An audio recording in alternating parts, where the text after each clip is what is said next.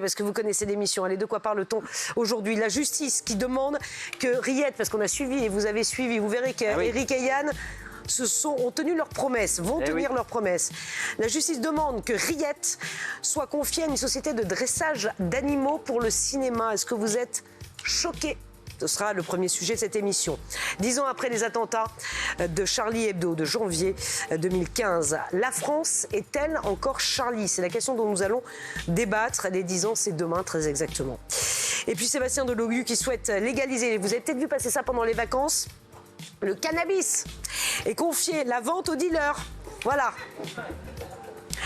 Ces propos sont-ils honteux? Ce sera le troisième sujet de l'émission. Ah oui, je sens qu'on aura le droit à d'autres mots que honteux. Ah ouais, je ne sais pas. Moi, j'en ai qui me viennent en tête. Là. Oui, j'imagine. À condition que les enfants soient éloignés de l'écran pendant quelques minutes, je les dirai tout à l'heure. Voilà. On reverra la séquence. Allez, on va commencer évidemment avec cette affaire. Vous savez que nous nous sommes mobilisés. Éric et Yann se sont engagés personnellement également à se rendre sur le terrain pour soutenir la cause de cette femme qui est attachée à Riette. La justice a tranché. Vous savez que Riette était menacée d'euthanasie. La justice a tranché. Il va falloir qu'elle aille dans une sorte d'association pour dresser, une société de dressage d'animaux pour le cinéma. Elle ne pourra pas garder Riette. Mais Riette ne sera pas euthanasiée. Regardez les nouveautés à propos de Riette et on en parle juste après. Le public de Troyes a annoncé à l'éleveuse de l'animal qui s'appelle Élodie sa mise en demeure dans un courrier daté du 27 décembre. La justice donc qui demande que Riette soit confiée à une société de dressage d'animaux pour le cinéma. Est-ce que vous êtes choqués? Nous avons voté et sans surprise, nous avons dit oui. Cher Éric. C'est-à-dire que nous allons dans ce dossier de consternation en consternation. Alors moi, je ne veux pas donner un ton trop polémique à l'affaire, mais je voudrais dire que des milliers de Français, et plus particulièrement Yann et moi-même, nous demandons que soit rendue une décision juste. Qu'est-ce qu'une décision juste? C'est une décision qui tiendrait compte du bien-être de l'animal, qui tiendrait compte du bonheur d'une famille qui s'est attachée à cet animal et surtout, qui tiendrait compte de la situation puisqu'il est évident que Riette n'est plus un animal sauvage. Elle est devenue un animal domestique. Elle se comporte à la manière d'un chien ou d'un chat puisque c'est tout à fait normal. Elle a été recueillie toute petite. Bon. Donc je pense que la seule véritable décision qui pourrait être considérée comme juste, c'est de la laisser à son propriétaire, d'autant que toutes les conditions sanitaires et sécuritaires sont réunies. Elle dispose d'un enclos bien à elle, elle a été stérilisée, elle a été vaccinée. Alors j'ai dit au début de mon petit argumentaire que je ne voulais pas donner une tournure trop polémique. J'observe quand même que dans cette affaire, alors que dans tant d'autres, on se plaint à juste raison des lenteurs de la justice, là, la justice va très vite pour proposer quelque chose qui me paraît justement très injuste. Il y a quelque chose qui ne va pas. Il y a des tas de décisions très étranges qui sont rendues au jour le jour, des tas de gens qui bénéficient d'une mansuétude de la justice qu'on trouve un peu bizarre. Et là, on a l'impression qu'on s'acharne sur cette femme qui met tout son cœur dans l'élevage de cet animal, qui ne demande rien d'autre, qui, elle, contrairement à ce dresseur d'animaux auquel on veut confier Riette, n'attend aucun revenu, aucun avantage financier.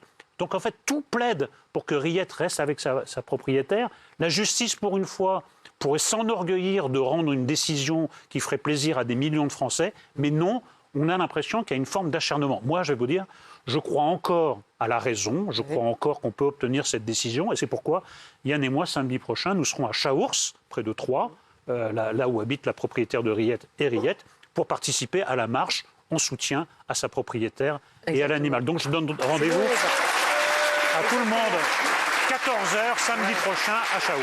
Voilà. Yann, vous y serez aussi. Moi, je peux pas y aller, vous le dire, parce que moi, je m'étais engagée aussi, je peux pas y aller parce que... C'est une émission de radio. Voilà, je suis en direct sur Europe 1 tous les week-ends. Je précise que je suis pas une lâcheuse. Oui, ça, on le sait. Non, il a raison, Éric, quand il dit qu'il faut cesser le ton polémique et être maintenant dans des arguments de raison, parce que sinon, on va se tirer une balle dans le pied. Moi, j'ai du mal à croire que la justice va se déjuger. C'est ce que je crains un peu. Il n'empêche que ce que je trouve absolument aberrant dans cette histoire, c'est lorsque un violeur au QTF doit rentrer chez lui, c'est impossible, on n'y arrive pas. Ça prend des semaines, des mois, et les OQTF violeurs sont toujours sur le territoire français. Mais là, dès lors qu'il s'agit d'arracher un sanglier à une famille qui ne lui fait que du bien et qui fait que du bien à cette famille, il y a une vitesse judiciaire phénoménale. Avec le retentissement médiatique ce que je peux vous dire, c'est que, retentissement médiatique ou pas, arracher un animal aux hommes pour le mettre dans les mains d'autres hommes qui ne l'ont pas élevé, là, l'animal, par contre, il risque de devenir plus sauvage qu'il ne l'a jamais été. Il va être perturbé. Il va être dans un environnement totalement absurde. Et j'ajoute que il est bien connu que le nombre de films qu'on fait avec des laits ou des sangliers par an avoisine la centaine. On sait très bien qu'en France, on est les spécialistes du film mondial de sangliers. Ils sont très très utiles dans ce genre de lieu, les sangliers. Oui. On sait très bien qu'on a besoin d'urgence de sangliers, comme on avait besoin d'un certain nombre de saturnins. Pour faire Saturnin le canard, on avait besoin d'un certain nombre de poussins. On sait très bien qu'on produit un film de sanglier phénoménal par an en France. Enfin, c'est une blague. Il n'y a jamais de sanglier dans le moindre film. C'est rarissime. Non, Astérix, Astérix, pour le prochain Astérix. Oui. Mais là, la pauvre bête c'est tous les 10 ans, Astérix. Et donc, ce que je ne comprends pas, c'est que le monde est anxiogène. Il y a des guerres tout le temps. Les gens sont au chômage. Ils ont des problèmes d'argent, des problèmes de santé. Que la justice française s'acharne sur un dossier aussi, on va dire, anecdotique, aussi misérable d'une certaine manière, me donne un peu la nausée parce que c'est disproportionné. On peut laisser cette famille tranquille avec sa bête sans insister avec des moyens juridiques qui ont l'aspect d'un bazooka, finalement, sans s'acharner sur cette brave famille française qui demande qu'à être tranquille. Et là, l'association 30 millions, effectivement, d'amis. Non, aussi, s'étonne aussi, l'association 30 millions d'amis qui s'étonne parce qu'elle estime que ce choix est quand même contraire. Non, mais c'est vrai, elle est mettre un animal, oui, dans un dressage, parce que franchement, les animaux dans le cinéma, l'utilisation des animaux dans le cinéma, on en revient aussi un petit peu. Il y a des images de synthèse, on peut peut-être faire autrement. Non, mais moi, pour les animaux. 30 millions d'amis ne comprend pas trop la fondation 30 millions d'amis. Je prends cette histoire très à cœur. Je me demande comment on peut faire preuve d'une telle inhumanité et d'une telle sécheresse de cœur. Je n'arrive pas à comprendre. J'arrive pas à comprendre les enjeux. Est-ce que le sort de la France est en jeu? Est-ce que le sort d'une région est en jeu? Non, c'est le bonheur, le bien-être d'un animal et le bonheur d'une famille. C'est tout ce qui compte. Mais quel est le problème? On n'a pas d'autres soucis en France? Quel est le problème? On a l'impression d'être dans une nouvelle de Victor Hugo ou de Maupassant, où une famille est... Mais vraiment, on est en plein 19e siècle, où il y a tout d'un coup un jugement inique, injuste, qui tombe sur des gens de peu. On a vraiment l'impression d'être là-dedans, dans le registre. Et que tout d'un coup, cette justice dont on dit parfois, à tort ou à raison, qu'elle est grippée, etc., là, tout d'un coup, elle glisse. Mais alors, comme sur une patinoire, tout s'enchaîne pour que cette bête puisse devenir un problème. Ouais, et ce qui me fait peur, moi, c'est l'orgueil de la justice. Ouais, imaginez que tout d'un coup, pour des mauvaises raisons, des raisons personnelles, il y a une sorte de bras de fer qui s'enclenche, ça va devenir absurde. On va arriver à quelque chose de totalement kafkaïen. On voit bien que cette bête est heureuse dans cet écosystème-là. Oui, c'est incroyable, et d'autant plus que le préfet aurait pu délivrer une autorisation de détention. Élodie, il en a tout à fait le pouvoir, le préfet de l'Aube. Non, mais moi, j'y crois encore. Vous voyez, je veux être optimiste, j'y crois encore. Déjà, la bonne nouvelle, c'est que, normalement, c'était l'euthanasie. Donc, Riette ne sera pas euthanasiée. Donc, la mobilisation, il faut quand même...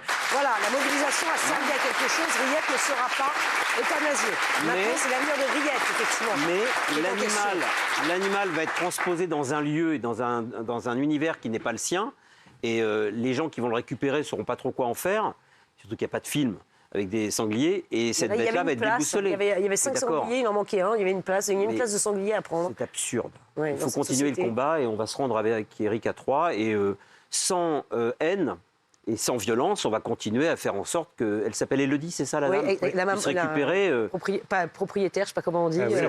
Son animal. Oui, c'est son animal. De sa famille. La maîtresse. La maîtresse, voilà, exactement. La maîtresse du sanglier. Il faut vraiment insister sur le bien que font les animaux à la planète, aux gens, aux familles, aux enfants, aux femmes seules, aux hommes seuls. Les animaux, c'est la solution de bien des plaies. Ouais. Si on enlève cet amour qui est une forme d'amour à une famille qui n'a rien fait, on arrive, comme le dit Éric, dans quelque chose qui côtoie l'inhumanité et la barbarie. Je suis bien d'accord avec vous. Et vous, qu'en pensez-vous chez vous? Je pense que c'est moins innocent qu'on l'imagine, ce problème. Ça en dit long sur la société qui se déshumanise. C'est un problème...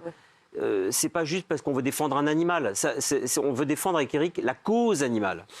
Dans ce qu'elle a, dans sa dimension éthique. Ouais. Et c'est un symbole qu'on veut absolument ne pas laisser passer. Voilà, et vous serez samedi, vous ferez des vidéos. Ah bah oui, bien sûr. Et on les passera À lundi. Chaours, Oui, à 14 Chaours, 14 heures. On y sera. Voilà, exactement, dans l'Aube. Nous vous montrerons les vidéos lundi prochain. Et vous, qu'en pensez-vous chez vous? Mais je pense que le sondage, je serais très, très étonné qu'il ne soit pas très tranché. Voilà, êtes-vous choqué? Oui, à 87%.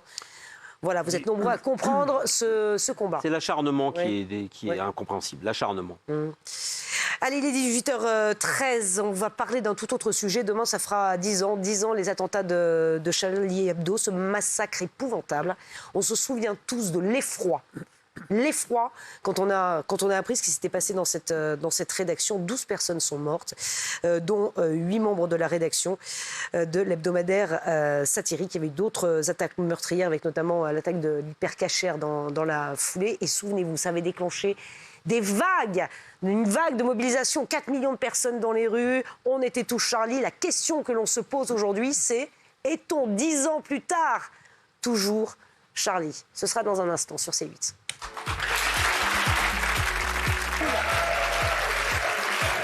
Merci d'être avec nous. On est en direct, il est 18h20. On est très heureux de vous retrouver. Ceux qui n'étaient pas là, meilleurs vœux pour cette nouvelle année 2025. On est toujours avec Eric, avec Yann, avec le public.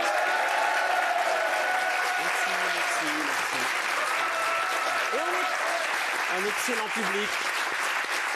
Un excellent public. Et un excellent public, vraiment. Évidemment, un excellent public. Et on a d'excellents sujets à venir. On va parler des attentats de janvier 2015. On s'est posé la question, est-ce que l'esprit de Charlie est toujours là? Est-ce que la France est encore Charlie? Souvenez-vous, il y a 10 ans. Et puis on parlera de Sébastien Delogu qui souhaite légaliser le cannabis et confier la vente aux dealers. Voilà, ses propos sont-ils honteux? On a plein de vidéos. Vous allez adorer, je suis sûre. Voilà, Eric rit déjà. Oui, mais je sais pas. Non, mais parce que on sait plus si c'est le Gorafi, si c'est la vraie actu. Enfin, je sais pas. Ouais. Le Gorafi devrait attaquer Delogu pour concurrence déloyale. C'est ça. Non, mais c'est dingue. Pourquoi pas? Pourquoi pas? Allez, juste avant ça, voilà, on va parler de Charlie Hebdo, parce que demain, ça fera 10 ans qu'il y a eu cet épouvantable massacre. La France était effrayée par ce qui s'était passé. C'était impensable que des journalistes perdent la vie il y a 10 ans, souvenez-vous, perdent la vie en France, impensable. 12 personnes qui sont mortes, dont 9 membres de la rédaction de l'hebdomadaire satirique. Pardon, une journée noire qui avait été suivie par d'autres attentats meurtriers des 8 et 9 janvier, avec notamment l'attentat de l'hypercachère. On va revoir une vidéo, et puis on va se poser la question juste après, est-ce que l'esprit Charlie est toujours là ?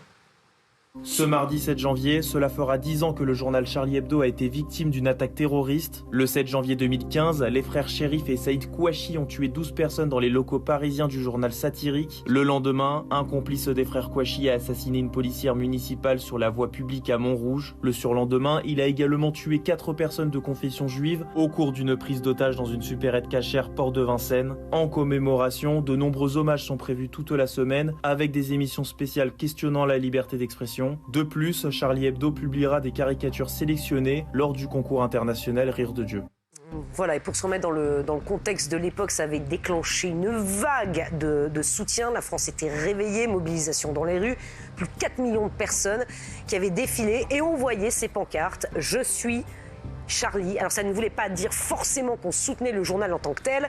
Je suis Charlie, ça voulait dire en France, la liberté d'expression n'a pas de limite et on ne meurt pas au nom de la liberté d'expression. Voilà ce que ça voulait dire pour les plus jeunes peut-être qui n'avaient pas suivi de près cette actualité il y a 10 ans. La question aujourd'hui est de savoir, est-ce que la France est encore Charlie? Attention. Nous répondons tous les 3 non. Il n'y a plus de... Oui, Charlie. ça demande quelques explications. Là, vous avez parlé d'effroi tout à l'heure. En effet, c'est ce que nous avons éprouvé. Alors, avec quelques nuances, parce que pour certains d'entre nous, c'est le cas d'Yann, c'est mon cas également, nous connaissions certaines des victimes, donc ça crée quelque chose d'un peu plus personnel. Et puis, nous admirions certaines des victimes. Moi, je tiens Cabu pour un des plus grands artistes de tous les temps. Tout simplement, je trouve que c'est un génie, quelqu'un avec qui nous avons grandi depuis le Grand Duduche à Pilote. Donc, c'était des compagnons d'une vie. Donc, ça a apporté en plus une dimension personnelle au drame collectif. Alors maintenant, il y a deux questions. Est-ce que la France est Charlie? Non. Est-ce que moi je suis Charlie? Je dis oui. Pourquoi? Parce que je suis français.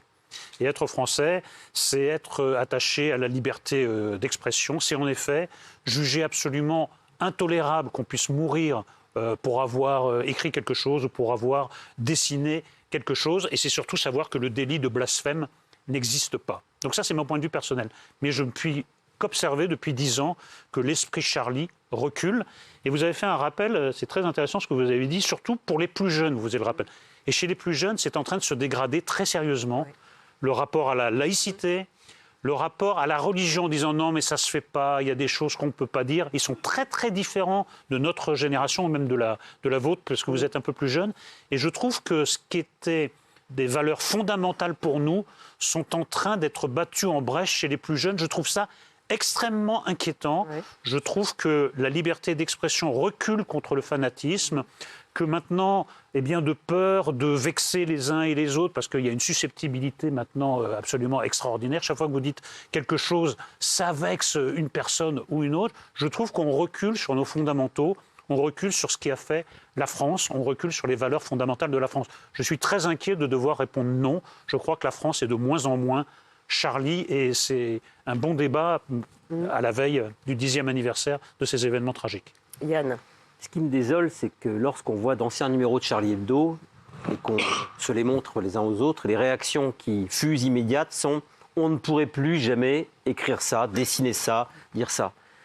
Et quand j'entends cette expression « ah, en 10 ans d'écart, en 10 ans d'intervalle, on ne pourrait plus aujourd'hui dessiner ça », c'est la preuve que les deux têtes de nœuds qui ont tué les idoles de mon enfance et de ma jeunesse, les deux abrutis, les deux merdes humaines, dont je ne supporte pas d'ailleurs qu'on prononce les noms, qui ont tué ceux qui m'ont appris à lire, à dessiner, à rire. Je cite par exemple Wolinski et Cabu, qui étaient vraiment deux grands génies. Eh bien, je suis désolé quand je vois qu'en fait, la liberté d'expression, depuis 2015, a encore reculé. Que la liberté de se moquer a encore reculé.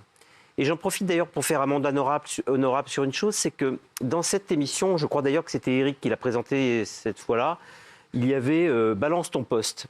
Et il y avait un anniversaire de Charlie ou un procès, et il était question des caricatures. Est-ce qu'il fallait republier les caricatures en une de Charlie ou pas? Les caricatures de Mahomet. De Mahomet. On n'a pas précisé. Et j'avais dit ici que c'était une erreur de le faire parce que je craignais que d'autres têtes de nœud arrivent dans les anciens locaux et fassent un carnage. En fait, j'ai eu tort ce jour-là. Parce que précisément, quand il y a des anniversaires, quand il y a des revivals, c'est précisément le moment où il faut republier tout ce qu'on veut. Parce que si on s'écrase dans les moments, les pics, les moments critiques, ça veut dire que finalement, on a été intimidé. Donc c'est évidemment dans les moments les plus épineux, les plus chatouilleux, les plus dangereux qu'il faut republier tout ce qu'on veut. Pour dire, nous n'avons pas peur, la France n'a pas attendu ces deux têtes de nœud pour que son ADN soit celui de la critique, de l'humour, drôle ou pas. C'est pas la question. Après, c'est personnel de savoir si une bande dessinée ou une caricature vous fait rire ou pas. C'est quelque chose de soi à soi. Mais les autres doivent pouvoir exprimer leur critique de la manière la plus virulente possible, avec bon goût ou mauvais goût, dans des journaux qui ont comme ADN, comme mission, de pouvoir être libres de leurs opinions. Et vous voyez, c'est pour ça aussi que dans un autre registre, je trouve que la fin de CNews est une catastrophe parce que... De C8. De C8 est une catastrophe parce que tous les lieux où on peut s'exprimer et qui, d'une certaine manière, sont intimidés d'une manière ou d'une autre, c'est un recul de la liberté d'expression. J'ai toujours été Charlie, je l'étais d'ailleurs bien avant ces attentats, et je trouve que les gens, d'une certaine manière, ont réussi à se laisser intimider. Et je regrette une dernière chose, c'est que quand Mohamed Merah a commis ses crimes, on était quelques-uns dans la rue. Lorsque Charlie Hebdo a subi ces horreurs, il y avait quasiment toute la France dans la rue. Je voudrais quand même dire que les Juifs n'ont pas vocation à être appelés par les attentats. Et donc, quand un attentat tombe sur un Juif, ce n'est pas de l'ordre de la normalité. Je le précise, parce que l'émotion qu'il y a eu pour Charlie, qui est tout à fait légitime, aurait dû être la même à l'époque de Merah. Et là encore, je m'en veux d'avoir cité le nom de cette horrible personne. Il faut juste ajouter une chose, c'est que ce recul de l'esprit Charlie ne s'est pas fait tout seul. Vous avez toute une école de pensée, vous avez l'extrême gauche, pour ne pas la citer, qui, à longueur de journée, répète à ceux qui veulent l'entendre, vous savez, ce n'est pas la liberté d'expression, en fait, c'est l'islamophobie. En fait, c'est des gens qui s'acharnent contre une religion. Yann proposait de regarder les unes de Charlie, regardez, il suffit de les examiner, même rapidement, vous voyez que c'est ridicule, qu'ils s'en sont pris à toutes les religions, à tous les pouvoirs, à toutes les autorités. Donc cette extrême gauche porte une responsabilité énorme dans le recul de l'esprit Charlie. J'ajoute, Éric, il prépare d'autres drames. Un mot très bref. Éric dit juste, mais ils se sont pris à des institutions à l'époque où ces institutions constituaient un danger. À l'époque où c'était dangereux de s'en moquer. On va voir comment ça va se passer, les hommages demain. Je pense que ce sera très intéressant de voir ça. Et même si, dans les classes, comment la minute de silence qui sera demandée peut-être par certains professeurs sera respectée. Ce sera très intéressant de voir ça. Un premier hommage aux victimes de Charlie Hebdo aura lieu à 11h30 dans le 11e arrondissement au 10 rue Nicolas Appert. Il faut savoir qu'aujourd'hui, on ne sait pas où est la rédaction de Charlie. Les journalistes travaillent dans des conditions... Heureusement. Mais heureusement, c'est fait exprès dans des conditions de sécurité. Je voudrais qu'on écoute, parce que je ne sais pas si on a le temps, on va écouter quand même le témoignage de ce journaliste que j'ai diffusé hier soir sur Europe 1. Journaliste dont on taira le nom, de Charlie Hebdo, qui raconte, avant que je vous donne la liste des hommages demain, les conditions dans lesquelles il travaille aujourd'hui.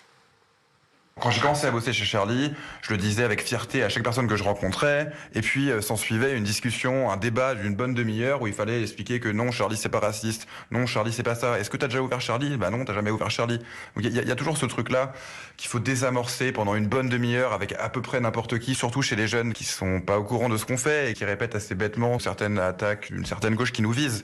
Et pour être honnête, il y a quelques fois où quand je suis dans le privé, je le dis pas forcément tout de suite parce que j'ai pas envie de me taper cette dissertation autour de Charlie, parce que c'est toujours les mêmes questions, parce qu'elles sont toujours un peu bêtes, même si voilà, il faut faire l'effort d'expliquer.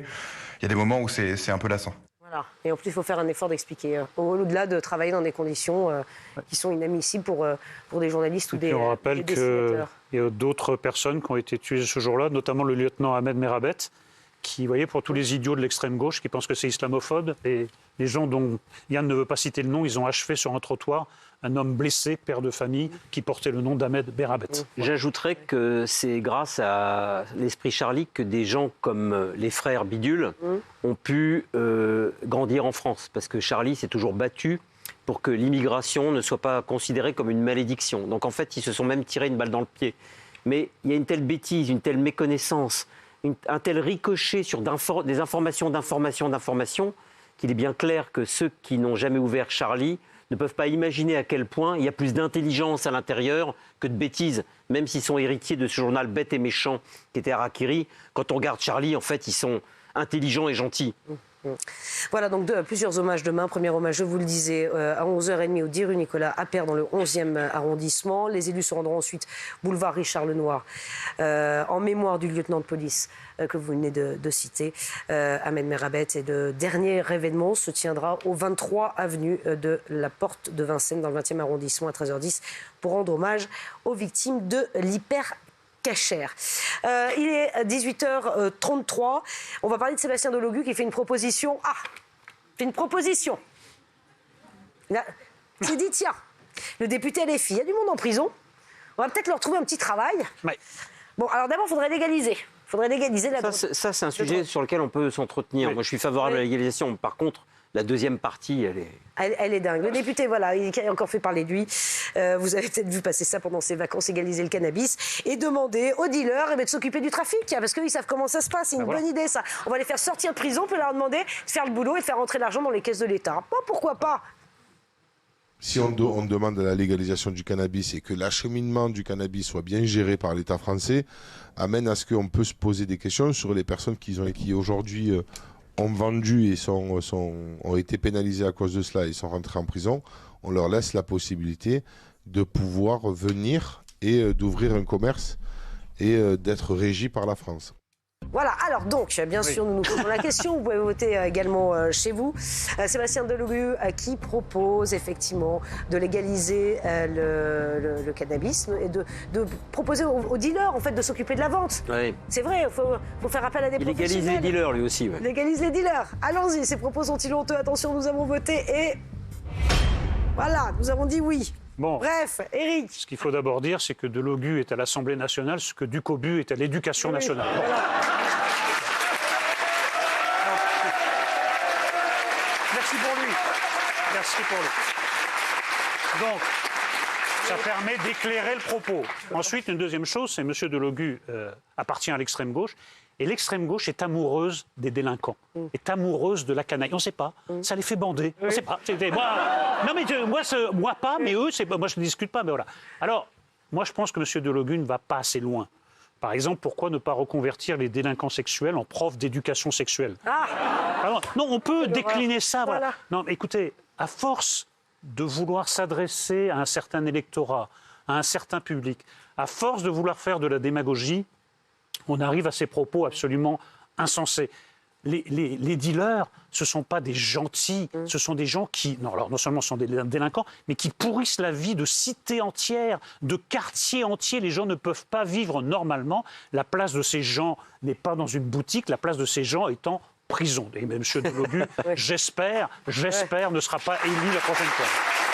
Est-ce que vous saviez, quand même, on plaisante, mais je dis quand même à nos téléspectateurs que cette proposition elle avait déjà été faite par des députés macronistes. C'est-à-dire qu'il n'a rien inventé, ça avait déjà été fait par des députés macronistes. Yann. Non, mais la légalisation du cannabis, c'est un vrai sujet. Je reviens de New York, c'est légalisé. C'est vrai que ça sent le shit partout dans New York. Et c'est agréable, ça Je ne suis pas là pour vous dire si l'odeur est agréable.